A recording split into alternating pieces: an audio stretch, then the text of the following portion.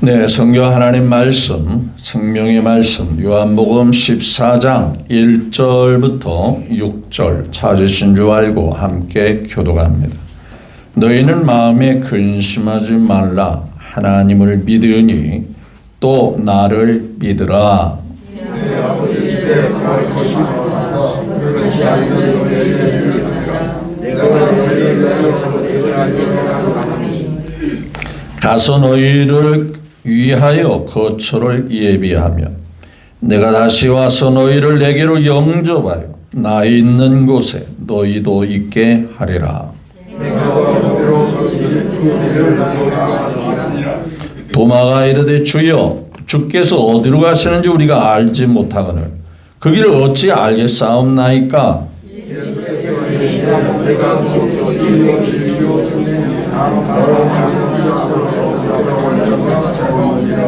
아멘. 네, 1절부터 6절의 말씀을 같이 교독하겠습니다.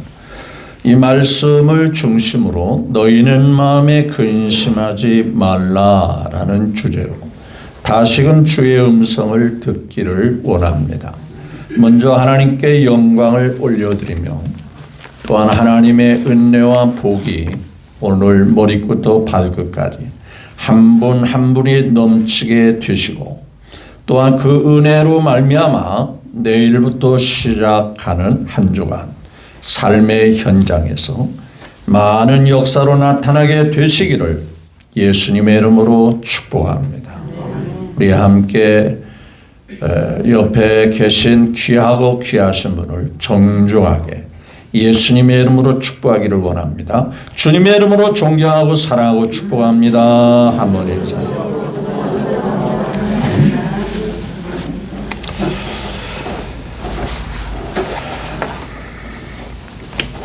살아가면서 근심 걱정이 없는 사람은 없을 것입니다. 그래서 찬송가 369장 3절에 이런 가사가 있죠. 근심 걱정 무거운 짐 안에 진짜 누군가. 그렇죠? 시험 걱정 괴로움 시험 걱정 모든 괴로움 없는 사람 누군가. 살다 보면 괴로움도 있고 고통도 있고 근심 염려 이러한 것들이 생활 속에 나타나지 않을 수가 없다는 얘기죠. 그래서 혹자는 말합니다. 근심 걱정이 없는 동네에서 살기를 원한다면 공동묘지에 가야 된다라는 우스갯소리가 있습니다. 살면서 끊임없이 사소한 일부터 큰 일까지 신경 써야 할 일들, 그 일로 인해서 스트레스를 받고 밤잠을 설치면서 힘들어하는 분들이 많이 있지요. 우스갯소리로 이런 얘기가 있더라고요. 어떤 사람이 말하기를 내가 복권을 사지 않는 이유가 뭔지 아느냐. 알아맞혀 보세요. 왜 안 사는지. 당첨 안 될까 봐? 그럼 참 좋은데 제가 그랬잖아요. 우스갯소리라고. 당첨되면 많은 사람이 돈 뜯어갈까 봐 안 산다. 당첨되면 돈이 많이 생기잖아요. 사방에서 돈 뜯어가는 사람이 생길까 봐 그게 걱정이 되고 그게 염려스러워서 아예 복권을 안 산다. 참 꿈도 크지요. 당첨도 안 됐는데 먼저 당첨될 걸 생각하고 걱정한다. 그만큼 사람들은 사소한 일부터 큰 일까지 고민하고 근심하고 걱정을 많이 하고 있더라는 거예요. 학생은 공부와 시험에 시달리며 근심하게 되고 직장인들은 상사의 눈치를 살피면서 직장 일에 시달리며 근심하게 되고 심지어 가정주부들은 자녀 문제와 남편 문제와 또한 사소한 모든 일 하나하나 이르기까지 근심하게 된다는 거예요. 사소한 일에 오늘은 무엇을 먹을까, 무엇을 입고 외출할까 등등 별것도 아닌 일에 사실 생각해 보면, 지나고 보면 전혀 근심 걱정하지 않아도 될 일들을 괜히 했구나라는 생각이 들 때가 많이죠. 이만큼 우리의 삶 속에 근심 걱정은 떠나지 않을 수밖에 없는 상황에 산다는 거예요. 그래서 예수님이 말씀하시기를 너희는 마음에 뭐라 했죠? 근심하지 말라. 겉으로 볼 때는 근심 안 하죠. 또 근심이 없는 것 같죠.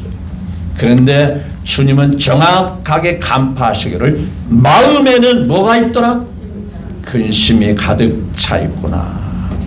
말은 안 하는데 얼굴이 쓰여 있다는 거죠. 흔히 말하겠죠. 당신 얼굴에 써 있네. 수심이 가득한 모습이 얼굴에 써 있네.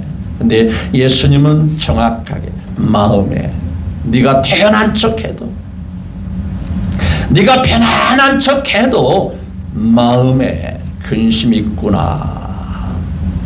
그래서 너희는 겉으로 근심하지 말라가 아니라 뭐래 근심하지 마라? 마음으로 근심하지 마라. 마음에 있는 그 근심하지 마라 라고 말씀하셨습니다. 자, 이 말씀의 배경을 잠시 소개해 올린다면, 자, 예수님께서 3년 6개월 동안 제자들과 함께 먹고 마시고 잠자면서 삶을 살아가다 어느 날 예수님께서 이제 내가 십자가에서 죽음으로써 세상을 떠나야 된다라고 말합니다. 이 사실에 대하여 제자들은 두 가지가 크게 걱정이 되고 근심이 되는 거예요. 첫째는 그동안에 예수님만 따라다녔을 때 먹고 마시는 일에 대하여 전혀 걱정할 필요가 없었어요. 주님이 다 해결해 주셨어요. 주님이 때마다 상황마다 제자들에게 부족함이 없도록 주님이 인도해 주셨습니다. 배도 버리고 그물도 버리고 가정도 잠시 뒤로 한 채 주님만 따라 나섰을 때 주님이 기뻐하시는 삶을 주님과 동행하며 살아갈 때는 전혀 부족함이 없었어요. 그런데 이제는 그 주님께서 자신들의 삶을 책임져 주셨던 그 주님이 지금 뭐 하신다는 거죠? 떠나신다는 거예요. 우리 어떻게 되는 거야? 우리 어떻게 살지? 그동안 예수님이 다 알아서 해결해 줬는데 언젠가 제자들이 떡 가져가는 것을 잊어버렸을 때 굉장히 근심했어요. 사람들아, 떡이 없음으로 인하여, 떡을 가져가지 않는 것으로 인하여 근심하지 마라. 내가 있잖아. 그러면서 떡 5개로 몇 명 먹었더냐? 5,000명 먹고도 12바구니를 거두었다. 그리고 더 많은 떡 7개로는 4,000명 먹이고, 그렇죠? 7바구니를 거두었다. 그러니까 떡이 많고 적음이 전혀 문제가 아니었다는 얘기를 주님이 하고 있는 거예요. 그렇죠? 떡이 적을 때 더 많이 먹고 더 많이 거두었어요. 떡이 더 많을 때 적게 먹고 적게 거두었어요. 5개와 7개 차이는 별거 아니지만은 양의 문제가 아니라는 것을 보여주고 있는 거예요. 제자들이 주님이 십자가를 지고 죽으시고 떠난다고 할 때 우리 어떻게 살지? 사람들아, 어떻게 살기는 어떻게 살아? 내가 책임져 준 것 같지. 내가 너희들을 보살펴 준 것 같지. 너희들의 눈에는 내가 떠나지만 떠나는 게 아니야. 요한복음 14장을 쭉 읽어보면 내가 떠나는 것이 너에게 유익한 것은 내가 네 곁에 있는 것이 아니라 내 주변에 함께 있는 게 아니라 네 안에 내 삶 중심에 내가 성령으로 다시 오기 위해서 떠나는 거야 라고 말씀하셨어요. 옆에 계셨던 주님이 이제는 우리 안에 오셔서 우리의 삶을 책임져 주신다는 말씀을 암시하고 있어요.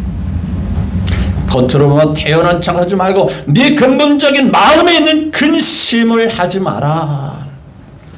여러분 이 말씀을 잘 보셔야 할 이유가 그렇습니다.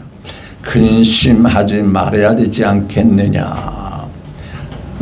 또 근심 않는 것이 좋지 않겠어? 라고 하지 않고 명령이 명령. 말씀의 명령이에요. 해도 그만 안 해도 그만이 아니에요. 근심하지 말라라고 말합니다. 그 말씀의 의미는 주님이 책임져 주시겠다고 하는 약속이 담겨 있어요. 제가 우스갯소리를 얘기하잖아요. 보통 우리 나라의 정서는 같이 모였어요. 식사 시간이 돼서 우리 뭐 하러 가자? 식사하러 갑시다. 밥 먹으러 갑시다. 그러면 그 말을 한 사람이 어떤 의미를 가지고 있죠? 사라고 할까봐 얘기는 안 합니다. 맨 처음에 말을 꺼낸 그 사람이 십중팔구는 뭐 하기로 합니까? 내가 대접하겠다. 그런 마음이었으면 아예 그런 얘기를 제안을 하지 않죠. 그렇죠? 우리 밥 먹으러 갑시다. 식당에 갑시다. 하기사 뭐 그렇게 해놓고도 쑥 빠지는 사람 있기도 해요. 그런데 우리나라 문화나 정서는 거의 십중팔구는 우리 식사하러 갑시다 하는 그분이 대접하고 사게 되어 있어요. 그렇다면 이 말씀을 위한 너희는 마음에 근심하지 말라 이 말씀은 주님께서 책임져 주시겠다는 약속이 있을까요? 없을까요? 그 말씀 속에는 담겨져 있어요. 아이고 어떻게 살고 어떻게 살라고 근심 안 합니까? 사람아 지금까지 삶을 뒤돌아봐라. 너희들이 나를 따라서 내가 기뻐하는 일을 행할 때에 부족함이 있었더냐? 자, 한번 뒤돌아보자. 내가 너희들을 전대나 주머니나 지팡이나 두벌 신이나 아무것도 가져가지만 가서 천국 복음을 전하고 병든 자를 치료해주고 귀신을 쫓아내고 내가 원하는 일을 해라. 그리고 가지고 있는 거 다 뺏어놨어요. 그리고 둘씩 보냈어요. 아이고 예수님 복음을 전하는 것은커녕 식사를 제대로 못해서 우리 굶어 죽을 뻔했습니다. 그러고 와서 예수님께 푸념했을까요? 뭐라고 그랬어요? 주님 신기하고 놀라운 일들은 우리가 나가서 복음을 전하고 또 아픈 사람에게 기도해서 병이 고쳐지고 귀신이 떠나니까 전혀 부족함이 없었습니다. 먹을 거 마실 거 과연 주님이 말씀한 대로 두 벌 옷도 필요가 없었습니다. 두 벌의 신발도 필요가 없었습니다. 돈주머니가 필요가 없었습니다. 주님 말씀대로 되었군요. 틀림없이 말씀대로 되는 것을 우리가 경험하고 체험했습니다. 너무 신바람 나서 예수님께 와서 일일이 보고하는 장면을 성경은 기록하고 있어요. 그래서 마태복음 6장에 가면 이런 말씀이 있죠. 무엇을 입을까? 무엇을 마실까? 무엇을 먹을까? 순서는 제가 뒤바꿔놨지만은 먹을까? 마실까? 입을까? 해라 하지 마라. 하지 마라. 주님이 좀 더 디테일하게 깨우침을 주기 위해서 공중에 나는 새를 보라. 그리고 들에 피는 꽃과 같은 백합화를 봐라. 철마다 때마다 새들도 굶주리지 않고 먹고, 꽃도 그렇게 여인네들이 앉아서 막 길쌈을 해서 거기다가 술을 넣고 또 물들여가지고 아름답게 하지 않아도 꽃은 너무나도 아름답고 향기 나지 않냐. 누가 그런지 아냐?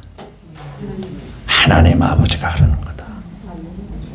그러면서 너희가 정말 이 하나님 앞에 부족함이 없기를 원한다면 너희는 먼저 그의 나라와 그 의를 구하라.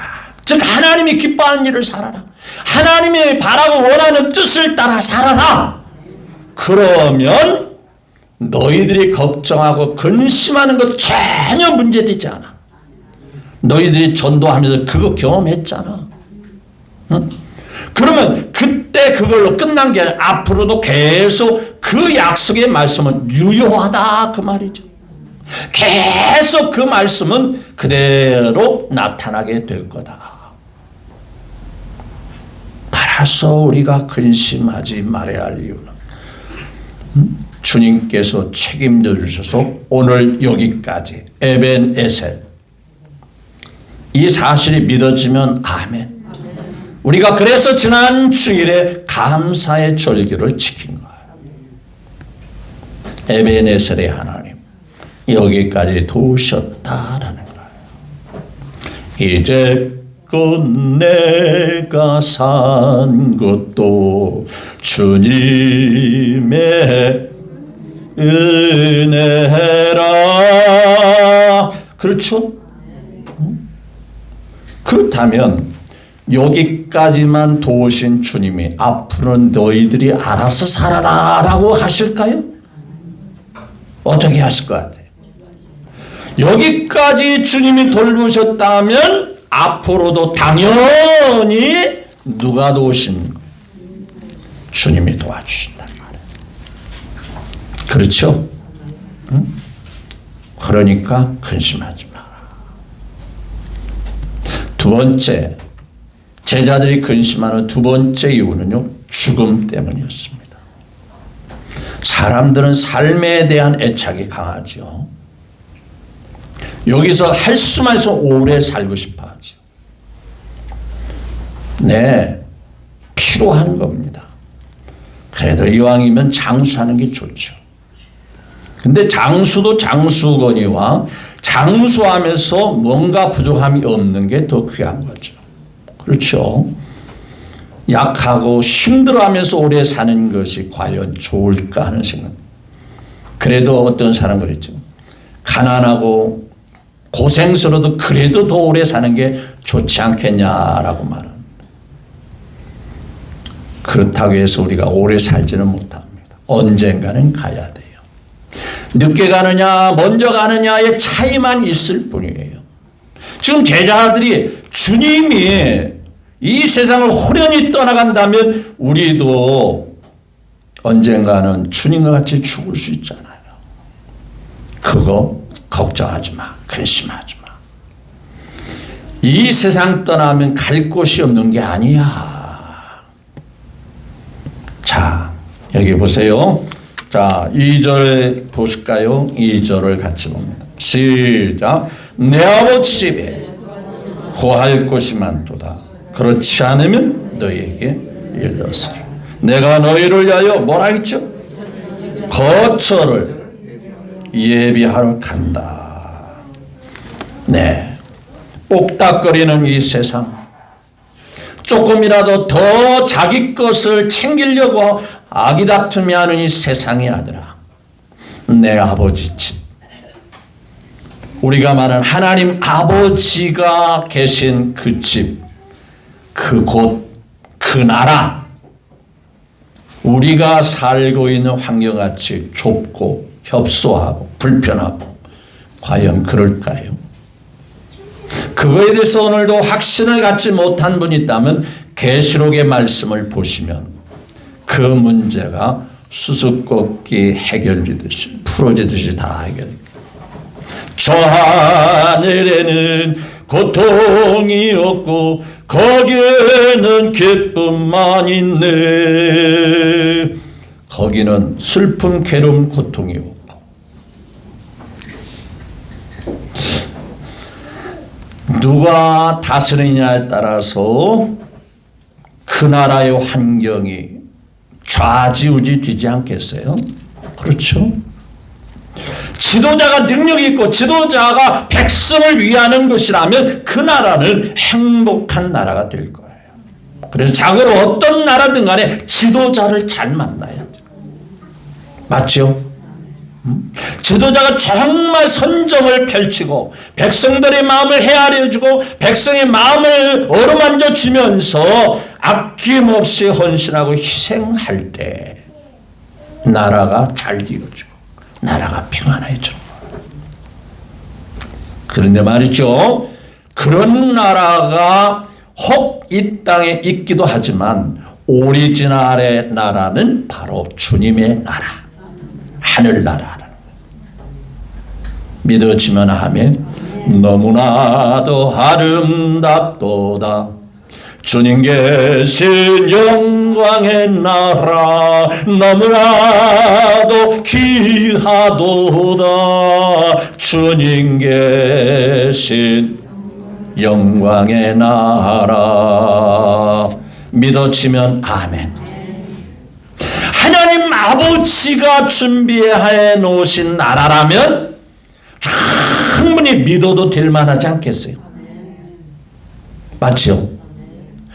그 하나님께서 하나밖에 없는 독생자를 내어주시면서까지 우리 그 나라를 데리고 가시기를 원했다면 시시한 나라를 준비해 놓고 우리를 데려가시려고 하겠어요?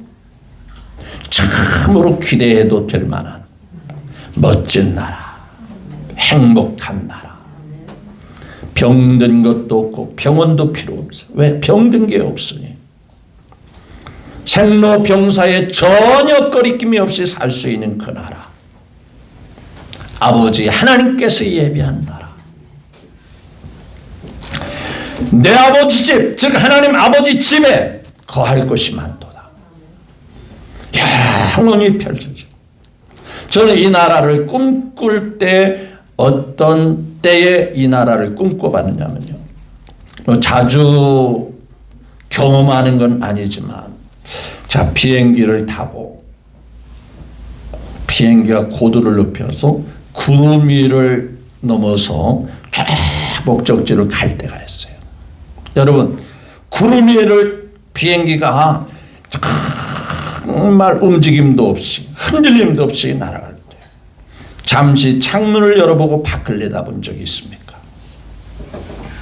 구름 위에 펼쳐진 그 세계는 부한한 세계, 너무나도 평화롭게 보이는 또 다른 세상이 쫙 구름 위에 펼쳐지는데 너무 황홀합니다.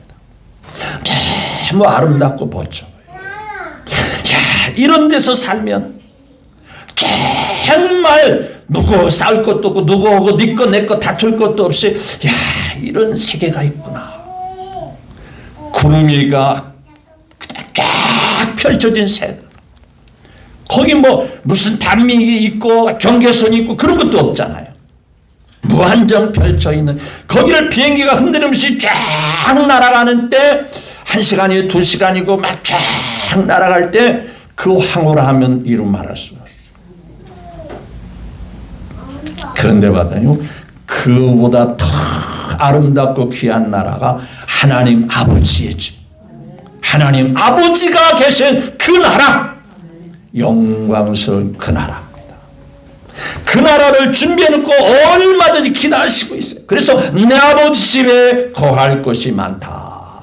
만약에 그런 나라나 그런 집이 없다면 벌써 말했을 거다. 너희들이 앞으로 너희들 스스로 준비해야 되고 주는 다음에는 아무것도 아니야. 그렇게 미리 얘기했을 거다. 그런데 그렇지 않아.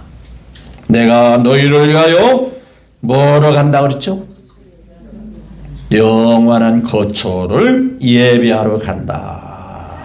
그러면서 그럼 예배를 가면 어떻게 된다는 건가요? 3절 시작. 가서 너희를 위하여 거처를 예비하며 내가 다시 와서 너희를 내게로 영접하여 나 있는 것에 너희도 뭐라 했죠?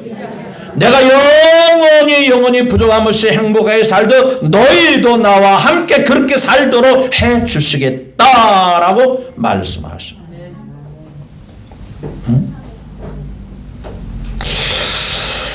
지금은 대한민국의 삶이 세계 어느 나라 못지않게 잘 사는 나라가 되지. 50년대 60년대를 거치면서 선진국으로 이민 가는 분들을 한때는 굉장히 부러워할 때가 있었습니다. 야, 그 나라 가면 먹을 것도 풍성하고 삶이 국가에서 도와주고 지원해주고, 그래서 어쩌다가 주변의 분이 미국이나 카나다나 영국이나 독일이나 유학을 가면 그렇게 부러웠었어요. 그 아버지나 가장에 가서 딱 준비해놓고 가족들을 데리고 와서 자기가 준비해놓은 예비해놓은 온 가족들을 다 이미 신청해서 데리고 가는 그 모습이 너무 부럽고 아름다웠어요. 여러분, 우리 주님께서 우리가 영원히 행복하게 살 수 있는 그것을 다 준비해 놓으시고, 그래 그동안 고생했지, 그동안 힘들게 살아왔지, 70, 80 평생, 90 평생 고생하며 힘들며 수고 많이 했지, 고통 많이 당했지, 이제는 편히 쉬어. 그리고 우리 주님이 손붙잡고 우리를 데리고 가신다. 여러분, 세상이 좋아도 주님의 나라와 감히 비교할 수가 없어요. 모세가 오래 살았어요. 그가 시편 91편에 말하면 사람의 연수가 70이요 강건하면 80이라도 그 삶을 뒤돌아보니까 수고와 뭐라 했죠? 슬픔뿐이요. 그것도 언제 지나갔느냐 생각할 정도로 신속히 날아가듯 지나버렸다. 그래서 혹자가 우스갯소리 그럽니다. 20대는 세월이 가는 세월이 20대같이 20km로 간다고 그래요. 30대는 그러면 몇 킬로로? 40대는 몇 킬로? 60km는 60대는 몇 킬로로? 여기 보니까 지금 상당히 빨리 가는 분들 많이 계십니다. 80대는요 80km.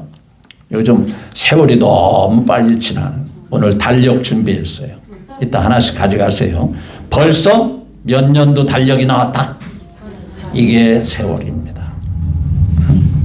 빨리 지나가 슬픔과 괴로움이 많은 세상에, 그러므로 우리 주님께서 오셔서 이제는 고통이 없는 영원한 아버지 집에 너희들을 예비해 놓고 내가 너희를 데리러 왔다라고 말합니다.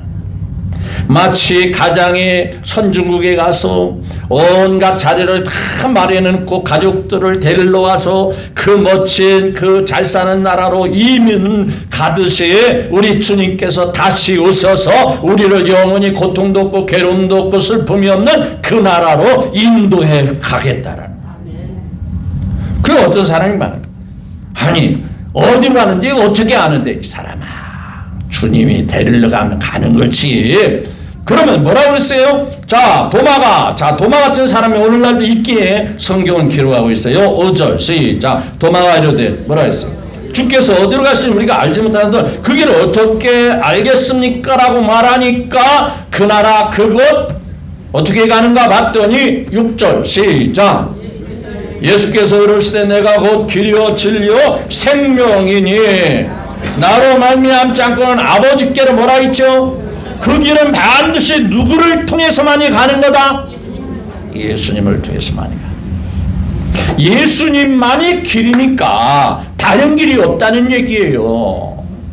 예수님만이 생명이니까 다른 어떤 생명은 없다는 얘기예요.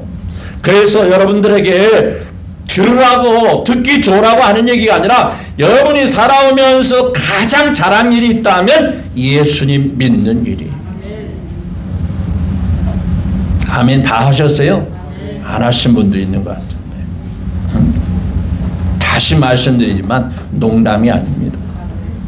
여러분들이 지금까지 살아오면서 이 세상을 알면서 돈 많이 벌고 좋은 환경에 살고 좋은 이제 결과를 가졌고, 그보다 가장 귀한 일은 내가 예수님을 만나서 예수님 안에서 살아가는 거다.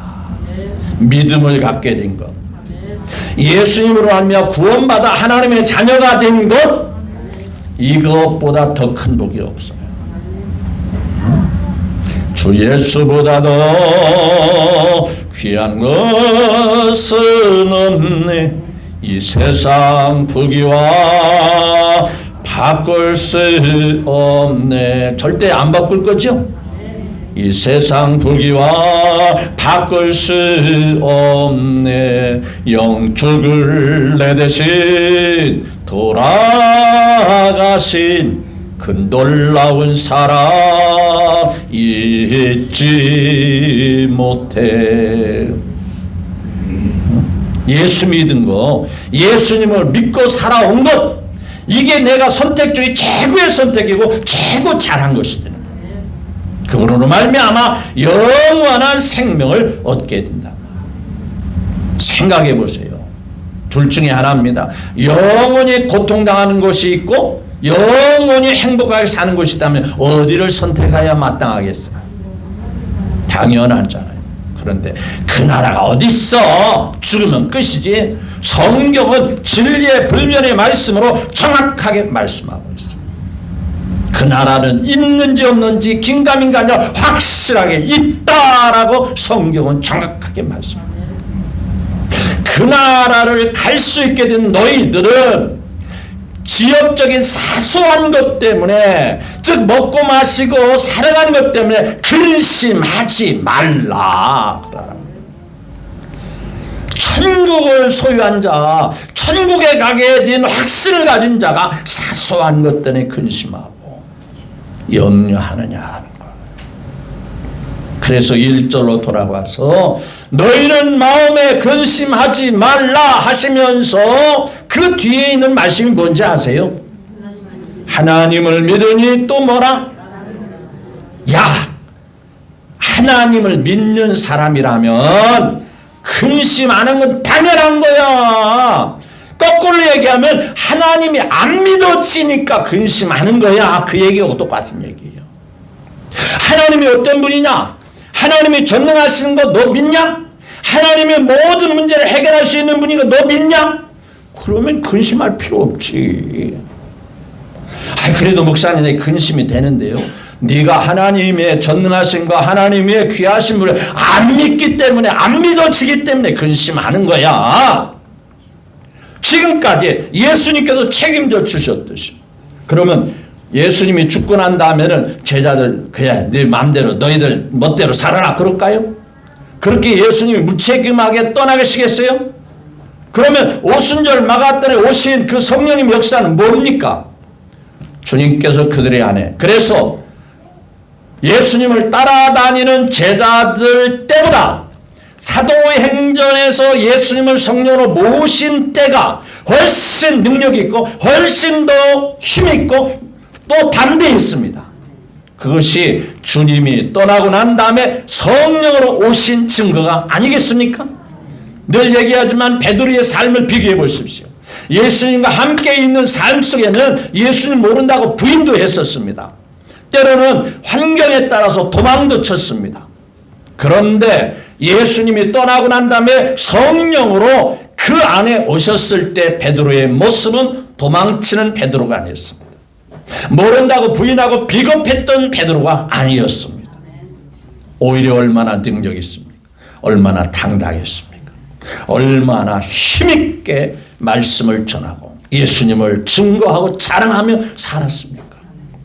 얼마나 확신이 있는지 아십니까? 사도행전 3장을 보십시오. 성전문에 들어갈 때에 한 문 앞에 나면서부터 한 번도 걸어보지 못한 장애인이 거기에 앉아요. 그 장애인은 믿음 생활하기 위해서 거기 있는 게 아니라 들어가는 사람들을 향하여 구걸하게 있었어요.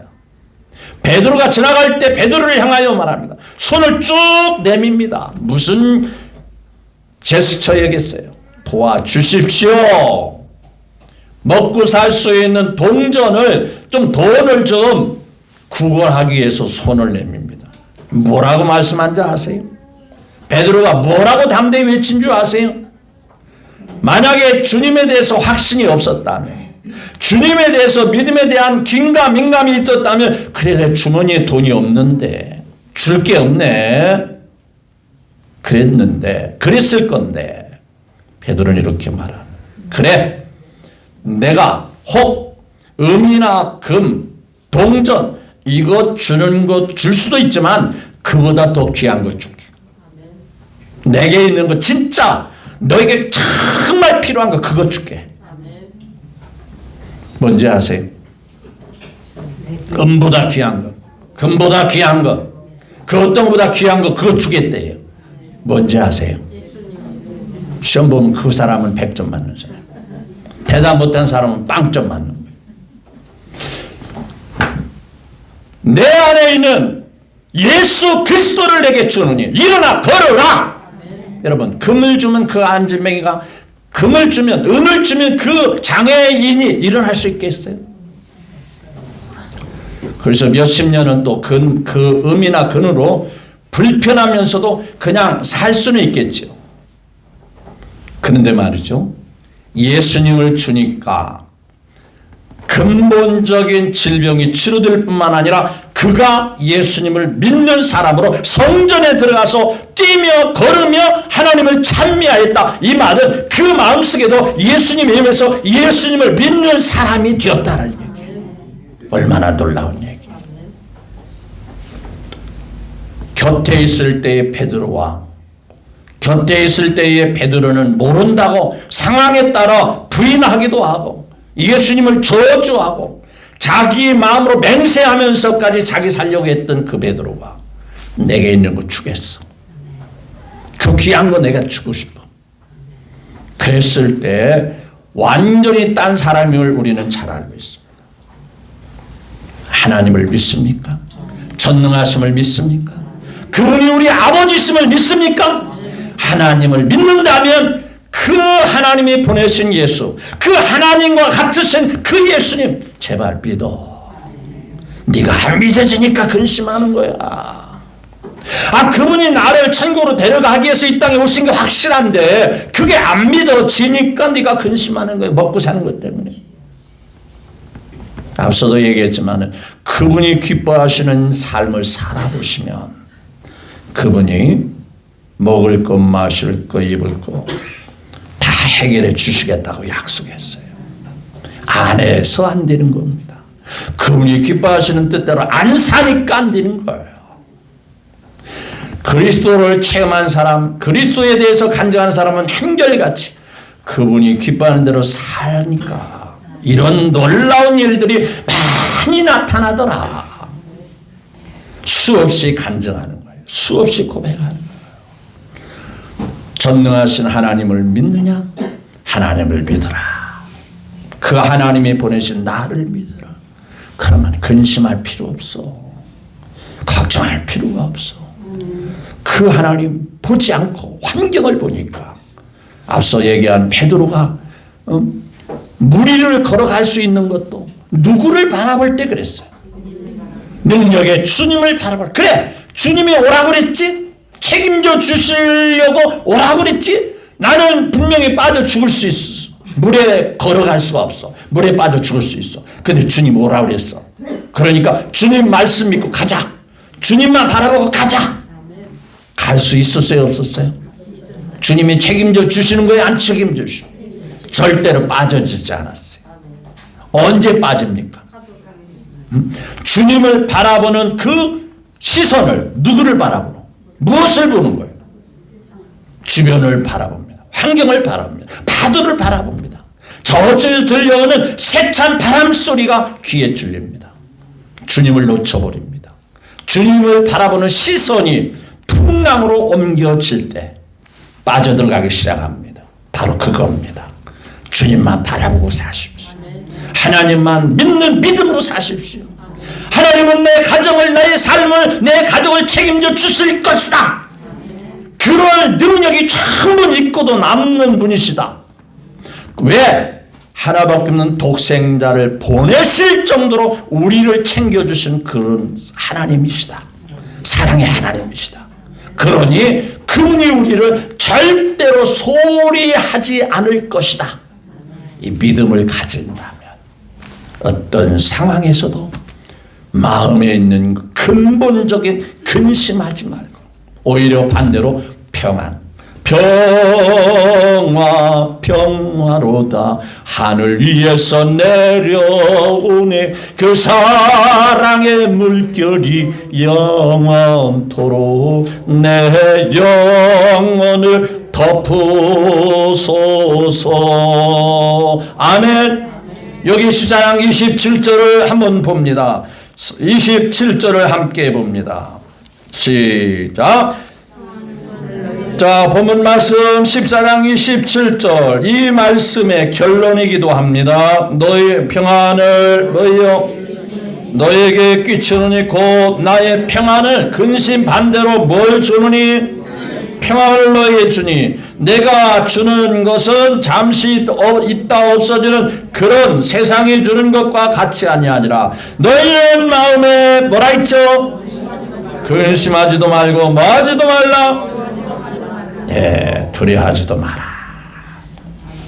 자, 그러면 이제 한 가지 숙제를 내주겠어요. 옆 사람 얼굴 봐요. 근심이 있는지 없는지. 그 숙제예요, 숙제. 아이고, 얼굴 보니까 수심이 가득하네. 안 될 일이요. 어때요? 마음에 평안해 보입니까? 응? 수심이 가득해 보여요? 평안해 보여요? 예, 평안하지. 내가 준다. 내가 해결해 주겠다. 응? 어떤 상황에도 주님을 믿는 믿음, 함께 하시는 그 주님, 그 믿음만 있으면 우리 담대할 수 있어요. 어떤 상황에서도 우리가 극복해 나갈 수가 있어요. 하나님이 실제로 실제로 도와주시고 역사하시는 하나님으로 믿으시나요? 그 믿음을 가지고 한 주간도 힘차게 살아갈 수 있기를 주 예수님의 이름으로 축복합니다.